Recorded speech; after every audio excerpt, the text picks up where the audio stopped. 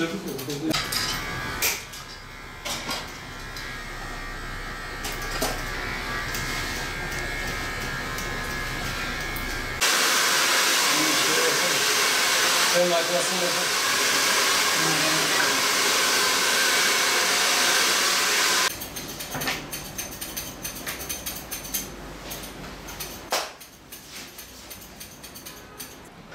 Kurban Bayramımızın huzur, sağlık ve barış içinde geçmesini dileriz. İnşallah bu sıkıntı günlerimiz en kısa sürede çözüm bulur. Bu seneki bayramımızın da mevsimli göçe denk gelmesinden dolayı esnaflarımız bayram hareketini biraz geç başladı. Yani son 2-3 günde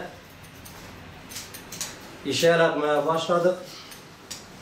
İnşallah tüm esnaf kardeşlerimiz de bereketinden nasip olur.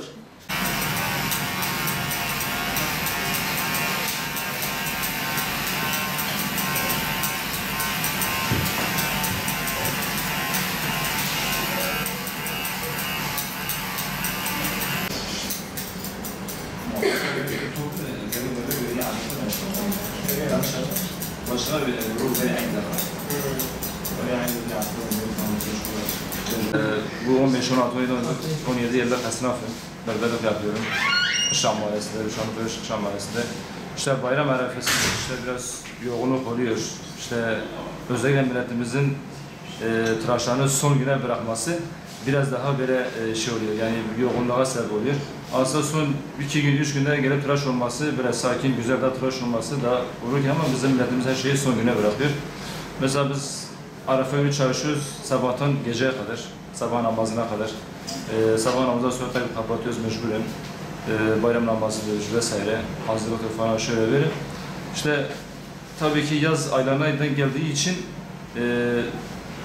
insanlar tabii ki yazın nasıl biz rızkımızı aramak için çalışıyoruz, ona da rızkı aramak için mevsimi işler, mesela fındığa gidiyorlar, pamuğa gidiyorlar vesaire. İşte yaz mevsimi olduğu için biraz gecikme olabiliyor, yani müşteri eksik olabiliyor. Müşteriler tabii ki eskisi gibi olmuyor. Yani bazen diyoruz ya bir söz var, nerede o eski bayramlar? Gerçekten o bayramlar, eski bayramı gerçekten arıyoruz yani. İşte biraz böyle işte mevsimi işlerin şey de oluyor, etkisi de oluyor tabii ki. Ama çok şükür rızkımızı veren Allah'tır. Allah'tan başka kimse rızık veren yoktur.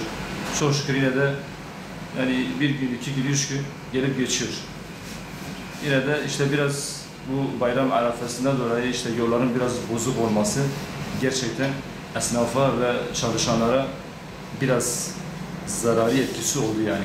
Biz buradan esnaflarımıza sesleniyoruz. Daha 2-3 gün kala bayrama kadar buraya gelseler daha güzel tıraş olurlar. Ben de şu anda Ankara'dan geldim sabah ama gelip tıraşım oldum yani.